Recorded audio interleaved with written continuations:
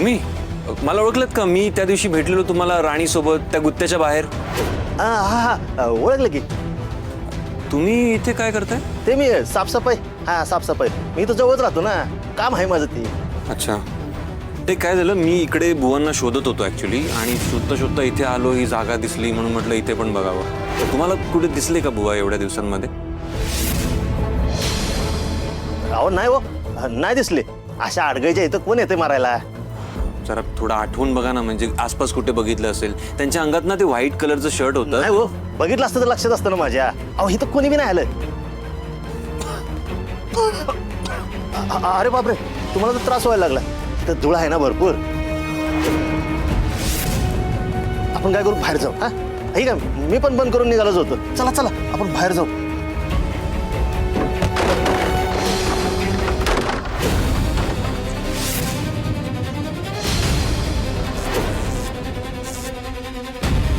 अहो काय बघताय तुम्ही? नाही, इथे कोणी आहे का आतमध्ये? मला काहीतरी पडण्याचा आवाज आलाय.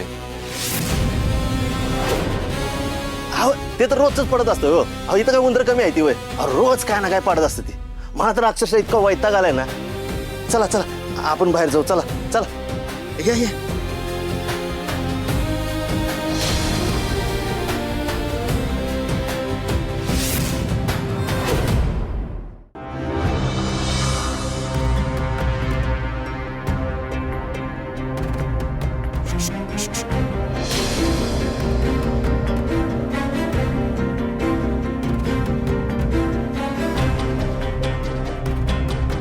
राणे, हे राणे,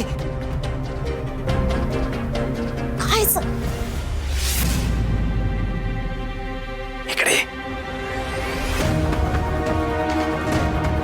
हे तू काय करतो इथं? तू इंद्रा साहेबांवर एवढी का चिडलीस? हे विचारायला आलायस का तू इकडं? ते नाही, तुला आता असं वाटलं ना की इंद्रा साहेब आहेत म्हणून मागं वळली नाहीस ना? खरं सांग राणे, हो. काय झालंय? ते मी तुला नाही सांगू शकत आता. अगं पण असं काय झालंय तुमच्यात? मी म्हंटल ना, मी नाही सांगू शकत आता.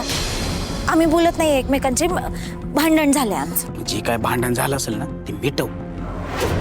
सगळ्या कामगारांनी भोगायला लागेल. नाही तर म्हणजे आता इंद्रा साहेब फॅक्टरीमध्ये नाहीत ना, तर सगळा गोंधळ चालू आहे. ते विक्रांत साहेबांनी काही सांभाळायला येत नाही फॅक्टरी. बरोबर आहे, तूच काहीतरी कर. तुझं सगळं बरोबर आहे, पण मी काय करणार आहे ह्याच्यात? मी काय करू शकत नाही.